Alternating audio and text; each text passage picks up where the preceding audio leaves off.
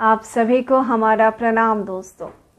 आजकल बहुत सारे पेरेंट्स बहुत ही परेशान हो जाते हैं बच्चे की पढ़ाई को लेकर, और क्लास 8 से लेकर 12 तक वो बहुत सारे कोचिंग सेंटर में भी बच्चे के पढ़ाई के लिए जाते हैं। देखिए, कौन सा टीचर अच्छा है, वो कोचिंग सेंटर वाला टीचर या फिर जो इंडिविजुअल टीचर है वो अच्छे होते हैं। देखिए, आजकल बहुत ही सुनने में आता है कि बहुत लोग कोचिंग सेंटर में जा रहा है। क्लास 8 से लेकर 10 तक जो लोग कोचिंग सेंटर में दे रहे हैं ना बच्चे को, उसमें ये ज़्यादातर सुना जाता है कि सीबीएसई एंड आईसीएसई बोर्ड को वो लोग बहुत सारे कोचिंग सेंटर क्या करता है, एक साथ ही दोनों बोर्ड को पढ़ाता है। पेरेंट्स जब कोचिंग सेंटर में जाते हैं बच्चे को लेकर ना, तो एक बहुत ही बड़ा अमाउंट पूरे साल के लिए ये लोग ले लेते हैं। कुछ कुछ कोचिंग सेंटर तो 2 साल के लिए भी पैसा ले लेते हैं, और उसके बाद 1 महीने के बाद वो लोग पढ़ाई शुरू करते हैं। मतलब मार्च में अगर आप बच्चे का एडमिशन किए हो तो देखना वो अप्रैल के एंड में जाके पढ़ाई शुरू करेगा। और कोचिंग सेंटर में क्या होता है, फैकल्टी बहुत ही अच्छा नहीं रहता है। वो लोग बोलेंगे अरे हम पूरा का पूरा सिलेबस कवर कर देंगे और बहुत ही अच्छी तरह से बच्चे को रेडी कर देंगे, लेकिन हकीकत कुछ और ही होता है दोस्तों। देखा जाता है फैकल्टी अच्छे ना होने के वजह से बच्चे बहुत ही अच्छी तरह समझ नहीं पाते हैं, सिर्फ नोट के ऊपर पढ़ाई करता है और बच्चे बहुत कुछ जान नहीं पाते हैं।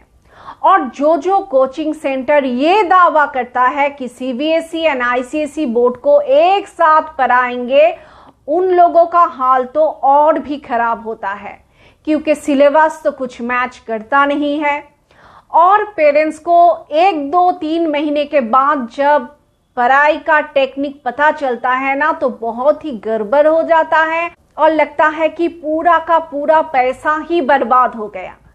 इसीलिए किसी भी कोचिंग सेंटर में अगर आप अपने बच्चे की दाखिला करने जाते हो तो पहले बहुत ही अच्छी तरह से समझ लो और सिलेबस को भी देख लो। बहुत सारे कोचिंग सेंटर अपना खुद का बुक्स निकालता है, और जो स्कूल का बुक्स है ना, उससे उनका बुक्स तो मैच करता ही नहीं है। बहुत सारा चैप्टर आप देखोगे, बहुत ही डिफरेंट चैप्टर पढ़ाएगा, तो एट द एंड आपका बेटे का या बेटी का स्कूल का रिजल्ट भी तो इम्पोर्टेंट है ना। तो इसीलिए किसी कोचिंग सेंटर में जाने से पहले बुक्स देखो और चैप्टर मिला लो। स्कूल का बुक्स और कोचिंग सेंटर का बुक्स अगर सेम हो तो फायदा है, लेकिन फैकल्टी बहुत सारे कोचिंग सेंटर में बहुत अच्छा नहीं होता है। इस बात को बहुत ही अच्छी तरह से जानने समझने के बाद ही आप किसी कोचिंग सेंटर में अपने बच्चे की दाखिला करवाओ। और जो इंडिविजुअल टीचर होते हैं उसमें बढ़िया बात क्या होता है, वो अगर पढ़ाता है, अगर आपको पसंद नहीं आता है तो आप किसी भी वक्त छोड़ सकते हो, छोड़ के किसी दूसरे टीचर को भी रख सकते हो। अगर पसंद ना आए तो कुछ चेंज के बारे में भी सोच सकते हो। लेकिन कोचिंग सेंटर में एक साथ आपका पूरा पैसा लेने के वजह से आप तो 1 साल से पहले छुड़वा भी नहीं सकते हो, और एक ही साथ कोचिंग और इंडिविजुअल टीचर भी नहीं रख पाते हो, क्योंकि टाइम ही नहीं है ना। बच्चे स्कूल जाते हैं, फिर आके पढ़ाई करेंगे और कितने टीचर के पास जाएंगे। इसीलिए बच्चे को टाइम भी नहीं मिलता है बहुत सारे टीचर के पास जाने के लिए। इसीलिए दोस्तों, आजकल सुनने में बहुत आ रहा है कि जो कोचिंग सेंटर है वो लोग पैसे तो पहले ले लेते हैं, लेकिन उनका फैकल्टी और पढ़ाई का जो टेक्निक है ज़्यादातर कोचिंग सेंटर में वो ठीक नहीं है। लेकिन मैं सारे के सारे कोचिंग सेंटर की बात नहीं कर रही हूँ, उसमें से कुछ कुछ तो अच्छे होंगे, लेकिन जो सुनने में आता है ज़्यादातर खराब ही है। उसका फैकल्टी खराब है, उसका पढ़ाई का टेक्निक खराब है।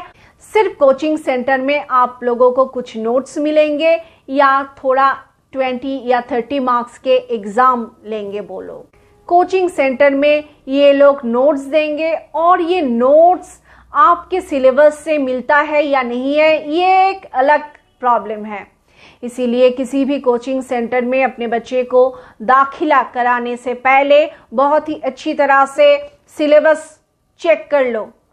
कोचिंग के सिलेबस और स्कूल के सिलेबस बहुत ही अच्छी तरह से चेक करो पहले, और उसके बाद ही कोचिंग सेंटर में दाखिला करवा दो। देखिए, कोचिंग सेंटर में जब भी आप दाखिला लेने जाओगे तब वो लोग बोलेंगे कि 1 साल का पूरा 80,000, और अगर आप इंस्टॉलमेंट में देते हो तो 90,000 से 1 लाख तक पड़ेगा।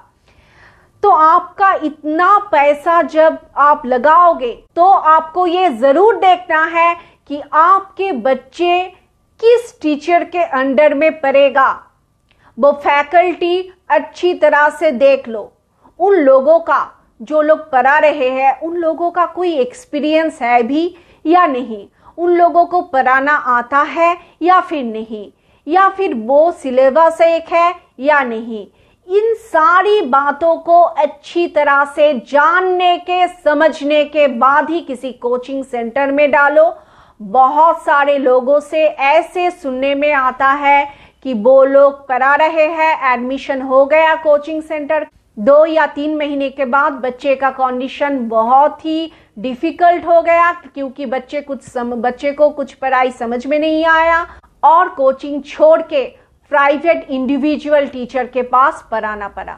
इसीलिए बहुत ही अच्छी तरह से सोचने समझने के बाद ही किसी कोचिंग सेंटर में आप दाखिला करवाओ, वरना मत करवाओ। जीवन में बहुत आगे बढ़ो। बच्चे को हफ्ते में 2 बार या 3 बार मोटिवेशनल वीडियो या फिर सिनेमा दिखाओ। बच्चे के साथ टाइम स्पेंड करो। बहुत खुश रहो। Best of luck.